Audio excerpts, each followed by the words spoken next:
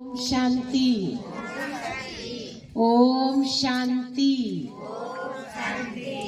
પરમપિતા પરમાત્માના પ્યારા આદરણીય નીરુબા, જિગ્નેશભાઈ, હિનાબેન અને નીરુબાનું સર્વ પરિવાર, સભામાં ઉપસ્થિત વિશેષ આજે આમંત્રણ અને નિમંત્રણને માન આપીને પહોંચેલા સ્નેહીઓ, સંબંધીઓ, આજ વિશેષ નીરુબાના જીતેજીની અંદર ભેગા થયા છે. શેની અંદર? જીતેજી, જેને આપણે જીવચર્યા કહીએ છીએ. અને જીવચર્યાની અંદર આપણે ભેગા થયા છે. અત્યારે સરસ મજાનો અંતિમ સમયનો છેલ્લો 13માનો ખાટલો ભરાઈ ગયો છે. નીરુબા એમની આંખોથી શું કરી રહ્યા છે? જોઈ રહ્યા છે. જીતેજી એટલે શું?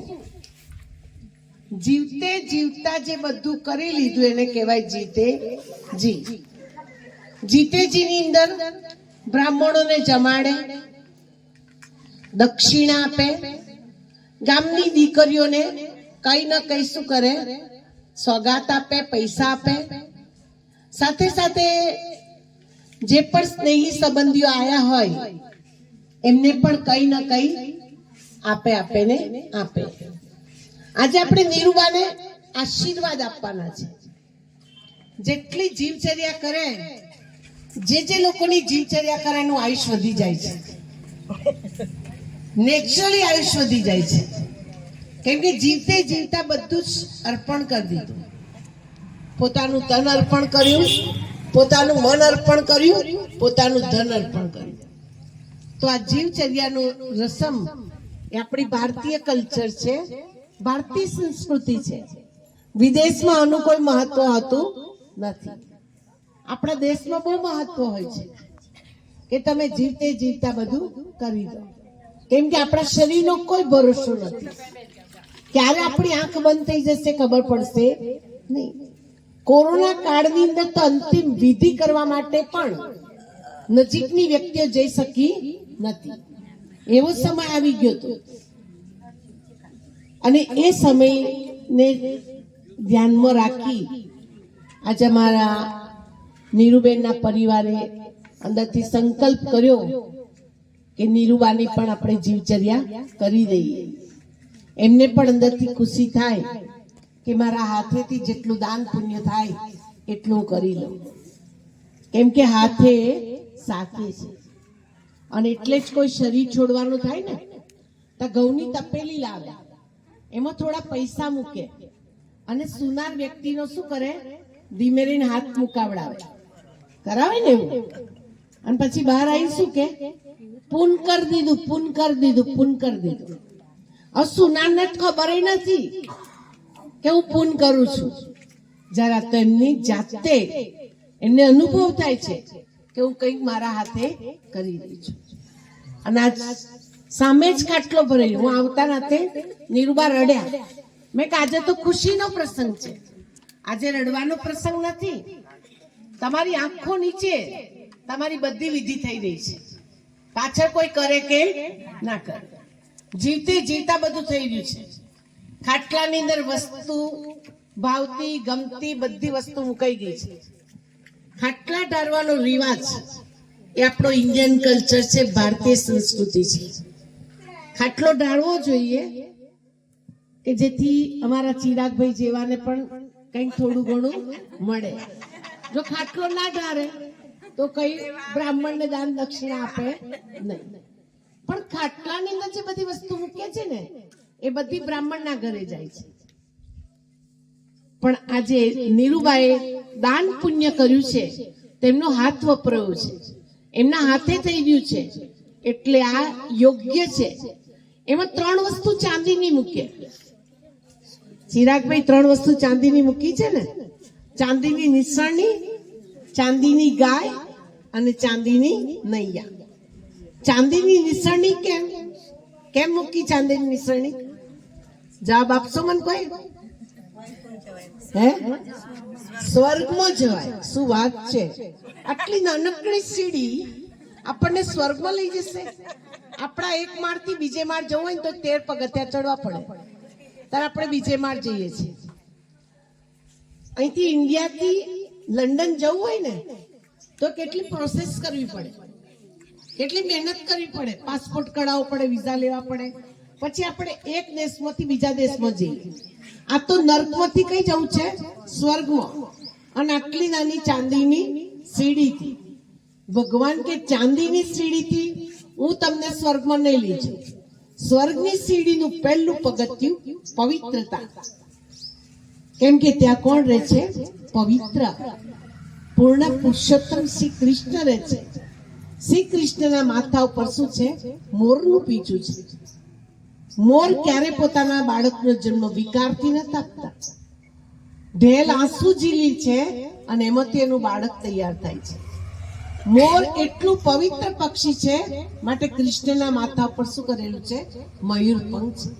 શ્રી કૃષ્ણની દુનિયામાં જવું છે, સત્યુગમાં જવું છે, વૈકુંઠમાં જવું છે, તો આપણે બધાએ મન, વચન, કર્મથી પવિત્ર બનવું પડશે. દ્રષ્ટિ, વૃત્તિ, કૃતિથી પવિત્ર બનવું પડશે. જૈસા દેશ વૈસા વેશ. પવિત્ર દુનિયામાં જવા માટે આપણે પવિત્રતાને શું કરવી પડે છે? ધારણ કરવી પડે છે. બીજા નંબરે છે દેવી ગુણો. બીજું પગથિયું છે દેવી ગુણો. કોઈને નોકરી અપાવતા પહેલા ત્યાંના જે ઇન્ટરવ્યુ લેતા હોય ને ક્વોલિફિકેશન પૂછે. એમ સ્વર્ગની ક્વોલિફિકેશન દેવી મેનર્સ છે. દેવી ગુણો વાળી આત્મા હશે એ જ સ્વર્ગમાં જઈ શકશે. જેની અંદર આસુરી અવગુણો છે એ વ્યક્તિઓ ક્યારેય સ્વર્ગમાં જઈ શકશે.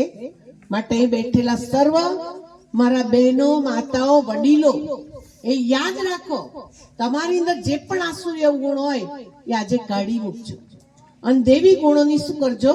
ધારણા કરજો, કે જેથી આપણે સ્વર્ગની અંદર આપણને સ્થાન મળે. ત્રીજું પગથિયું છે દિવ્ય શક્તિઓ. દિવ્ય શક્તિનો આખો આધાર છે પરમાત્મ સ્મૃતિ, જેને આપણે રાજયોગ કહીએ છીએ, મેડિટેશન કહીએ છીએ.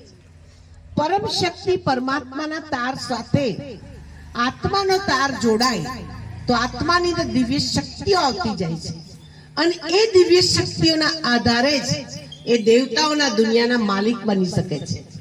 જો આપણે દેવતાઓની દુનિયામાં જવું હોય તો દિવ્ય શક્તિઓ પ્રાપ્ત કરવી પડશે અને દિવ્ય શક્તિઓ પ્રાપ્ત કરવા માટે રાજયોગ શીખવો પડશે. આત્માના તારને પરમાત્માના તાર સાથે જોડવો પડશે. આપણા ઘરની અંદર લાઇટ ફિટિંગ ફૂલ છે, પણ મેઇન પાવર હાઉસ સાથે કનેક્શન ના થાય તો આપણા ઘરમાં લાઇટ આવે ખરી? એમ આપણે બધી રીતે ઓકે છે, પણ આ વિશ્વનું supreme power house, almighty authority, એક નિરાકાર જ્યોતિર્બિંદુ કલ્યાણકારી ભગવાન શિવ છે. એની સાથે કનેક્શન જોડતાની સાથે આત્માની અંદર તાકાત આવે છે. ચોથું પગથિયું છે દિવ્ય કર્મ. કોઈ પણ વ્યક્તિને જો સુખી થવું હોય તો કલયુગના અંતની માસ્ટર કી, માસ્ટર ચાવી તમારા કર્મોને શ્રેષ્ઠ બનાવો. સત્કર્મ કરો, પવિત્ર કર્મ કરો. કોઈ પણ વ્યક્તિ કોઈને દુઃખ આપતી નથી, એનું કર્મ જ એને દુઃખ આપે છે. કોઈ વ્યક્તિ કોઈને સુખી કરતી નથી, એનું કર્મ જ એને સુખ આપે છે. માટે ગીતાની અંદર ભગવાને કહ્યું, હે અર્જુન, તું તારું કર્મ કરે જા, ફળની આશા રાખીશ નહીં. જૈસા કર્મ કરેગા એસા ફલ દેગા ભગવાન હે ગીતા કા જ્ઞાન. કર્મને શ્રેષ્ઠ બનાવો, ઉચ્ચ બનાવો, તો તમારો જન્મ ઉચ્ચ છે ને છે. ઊંચા જન્મ માટે ઊંચું કર્મ જોઈએ અને ઊંચા કર્મ માટે ઊંચું જ્ઞાન જોઈએ. જેની પાસે ઊંચું જ્ઞાન છે તો નેચરલી ઊંચા કર્મ કરશે. વાલ્યો લૂંટારો, જ્યાં સુધી એને કર્મોનું જ્ઞાન નતું ત્યાં સુધી બધાને મારતો તો, લૂંટતો તો. પણ એક સાધારણ સંતે કહ્યું, તું જે કર્મ કરું છું ને એની સજા તારે ભોગવવી પડશે. તાકે હોતું હોય હું તો બધાને ખવડાવું છું લઈ જઈ. તાકે પૂછીએ છે તો બધાને પૂછે છે કે હું કર્મ કરું છું, એમાં પાર્ટનરશિપ આપશો, ભાગીદારી આપશો? કોઈ તૈયાર ના થતું. અને એ જ સમયે બાલ્યો લૂંટારો વાલ્મીકી ઋષિ બની ગયો. એને કોઈ શાસ્ત્રો નતા વાંચ્યા, કોઈ કથા મંડપની અંદર જે કથા નથી સાંભળી, એક જ મહાવાક્ય કર્મનું, કે તું જે કર્મ કરીશ એની સજા તારે શું કરવી પડશે? ભોગવવી પડશે. એટલે જ્ઞાનથી આપણા જીવનની અંદર શ્રેષ્ઠ કર્મ કરવાની શક્તિ મળે છે. અને એટલે જ સ્વયં ભગવાન 1937 થી આ ધરતી પર અવતરિત થઈ ગીતા જ્ઞાન અને રાજયોગ શીખવાડે છે. આપણા મર્યા પાછળ કોઈ ગીતા વાંચે કે ન વાંચે, જીવતે જીવતા રોજ ગીતાનું અધ્યયન કરી લે, પઠન કરી લે, એના આદેશ ઉપદેશને જીવનમાં ધારણ કરવાનું શું કરીએ? આપણે પુરુષાર્થ કરીએ કે જે ગીતાનું જ્ઞાન મનુષ્યને દેવ બનાવે છે. નર એવું કાર્ય કરે નારાયણ બને, નારી એવી કરણી કરે શ્રી લક્ષ્મી બને. અને પાંચમું પગથિયું છે સેવા. જન સેવા એ જ પ્રભુ સેવા. મોટામાં મોટી સેવા આપણા મા બાપની સેવા છે. ભૂલો ભલે બીજું બધું, મા બાપને ભૂલશો નહીં. આપણે બોલીએ છીએ માતૃ દેવો ભવ, પિતૃ દેવો ભવ. એ જ મા બાપની સાચી સેવા કરવી. તમે 1 મિનિટ માટે અંદરથી ચેક કરો.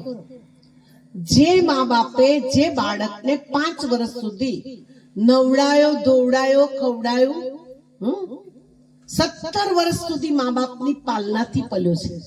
17-18 વર્ષ પછી નોકરી ધંધે વળગે, ત્યાં સુધી મા બાપના ખર્ચાથી ચાલે. અને એ જ બાળક જ્યારે ઘરડા મા બાપ થાય તો એની સેવા કરવા માટે તૈયાર ના હોય. ધબકતું હૃદય મૂર્તિને નથી. ઘરમાં રહેલી મૂર્તિને તમે નવડાવશો, દોડાવશો, 56 ભોગ મૂકશો. કરજો, હું ભક્તિ કરવાનું નામ નથી પાડતી. ભક્તિ, પૂજા પાઠ બધું જ કરજો, પણ જે ઘરની અંદર રહેલા પથારીવશ મા બાપ, સાસુ સસરા, એની સેવા કરજો.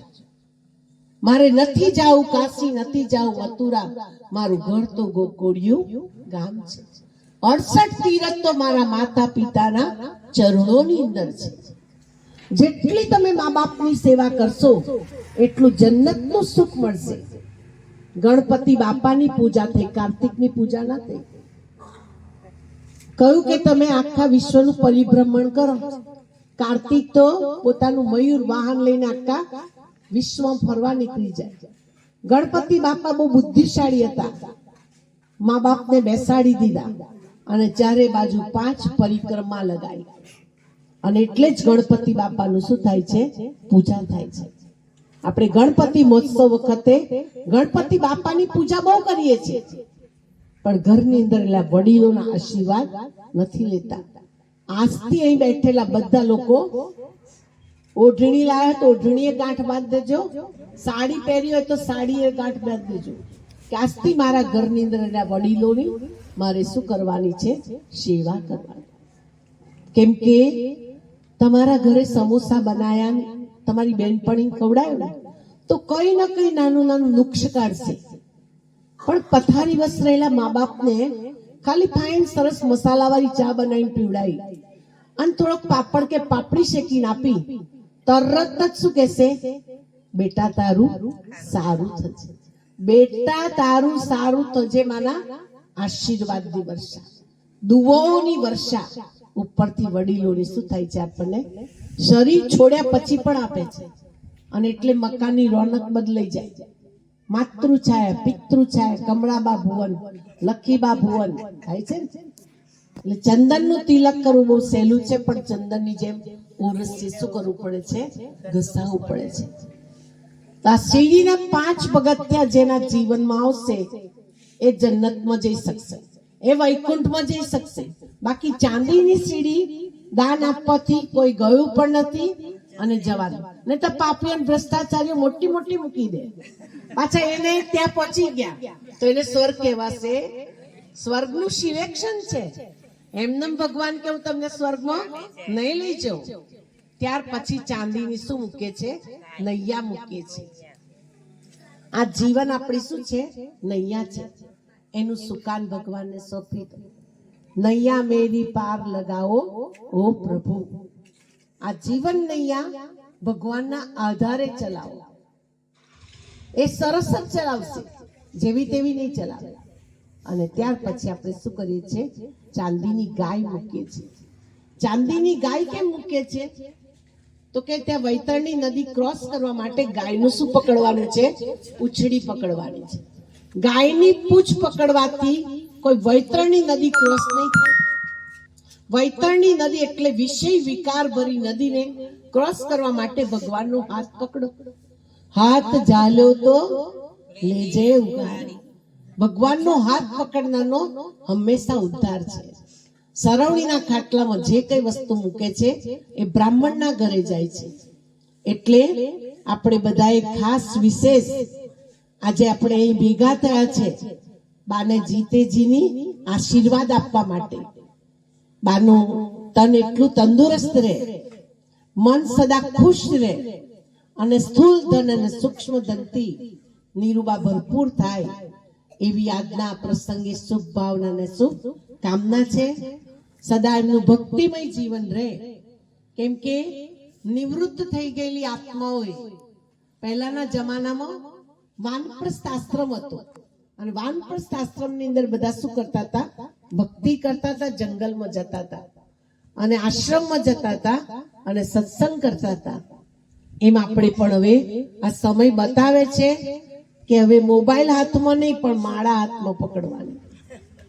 વૃદ્ધોએ ખાસ ધ્યાન રાખવાનું કે મોબાઈલ પકડવાનો સમય નથી, અત્યારે માળા પકડવાનો સમય છે. અત્યારે ટીવી જોવાનો સમય નથી, અત્યારે ભગવાનના દેવ દર્શન કરવાનો સમય છે. અત્યારે બીજા બધા સાહિત્યોને વાંચવા કરતા ધાર્મિક પુસ્તક છે, ભગવાનના ભજન કીર્તન છે, એ તમે ગાઓ, એ તમે વાંચો. કેમ કે છેલ્લી ઘડી આપણી સુધારવાની છે. હરિનું દ્વાર હોય, મુખમાં ગંગા જળ હોય, કાનમાં પ્રભુનું સ્મરણ હોય, એ વખતે આપણી આત્મા ચાલી જાય. આવું સુંદર મોત આવશે ક્યારે? કે આપણે અત્યારથી જ નક્કી કરીએ કે મારે મારા તારામાં કે પરચિંતનમાં ન જવું. હવે જેટલો સમય મળે એટલો પ્રભુ સ્મરણ કરો. કેમ કે પ્રભુ સ્મરણ કરવાનો સમય છે. આ કલિયુગનું અંતિમ ચરણ ચાલી રહ્યું છે. આપણે ગાઈએ છીએ, ચેત ચેત રે ચેતાઉ કાળ માથે ઉભો છે, ભક્તિનું ભાતું બાંધી લે તારો છેલ્લો ફેરો છે. આ છેલ્લા ફેરાની અંદર કેવી રીતે સતયુગ, ત્રેતાયુગ, દ્વાપરયુગ અને અત્યારે ચાલી રહ્યો છે કલિયુગ. કલિયુગનું ચક્ર પૂરું થાય છે. આવનાર યુગ કયો છે? સતયુગ છે. અને સતયુગની અંદર જવા માટે અત્યારથી બાતો આપણે ભરવાનું ચાલુ કરીએ. તમને કોઈને કહેવામાં આવે કે કાલે તમારે માઉન્ટ આબુ જવાનું છે, તો અત્યારથી તમે પહેલામાં પહેલું બજારમાંથી મેથી સરસ મળે છે, લઈ લે, થેપલા બનાવી લેશે. પહેલી ખાવાની ચિંતા કરીએ છીએ અને પેલી લાંબી મુસાફરીએ જવાની ચિંતા નથી કરતા, જે ચિંતા નીરુબાએ કરી કે લાંબી મુસાફરીએ જતા પહેલા હું મારા બેગ બિસ્તરા તૈયાર કરી દઉં. કાલે આવતો હોય તો આજે આવે અને આજે આવતો હોય તો હમણાં આવી જાય. એ પહેલા હું ફૂલ તૈયારી કરી દઉં. કેમ કે આ શરીરનો કોઈ ભરોસો નથી. બધા માર્કેટમાં મંદી છે પણ મતના માર્કેટમાં મંદી છે નહીં. તો ખાસ આપ સૌ વડીલોને મારી દિલની દુઆઓ છે કે તમે બધા ખૂબ ભક્તિ, પૂજા પાઠ, સત્સંગની અંદર તમારો સમય સફળ કરો.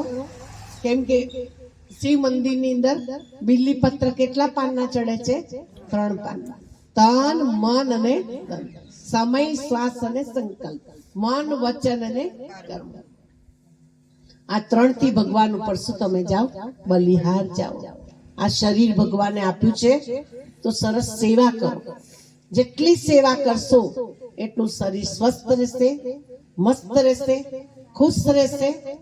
અને જેટલું શરીર સ્વસ્થ રહેશે એટલું મન પણ ખુશ રહેશે અને ધન ઓટોમેટિકલી શું થશે?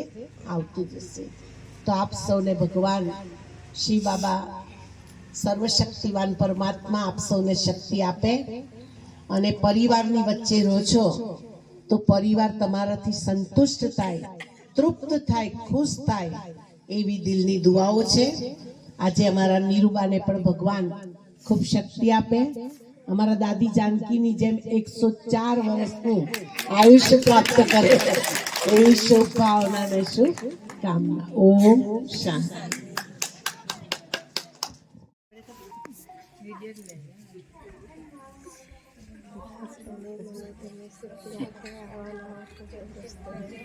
સિંગમાં સદાય તો વચ્ચે પર છાયા રાખે.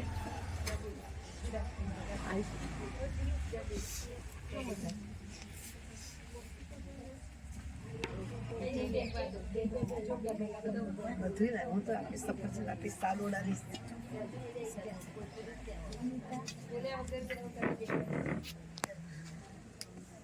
આવી જાઓ નહીં તમે.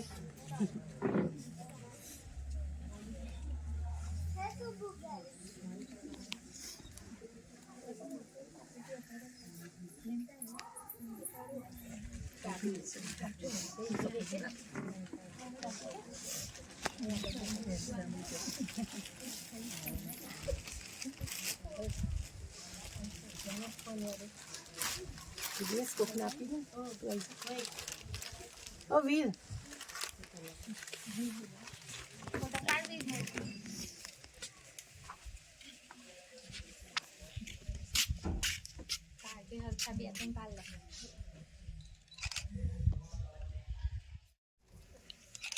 સુમી કહીએ.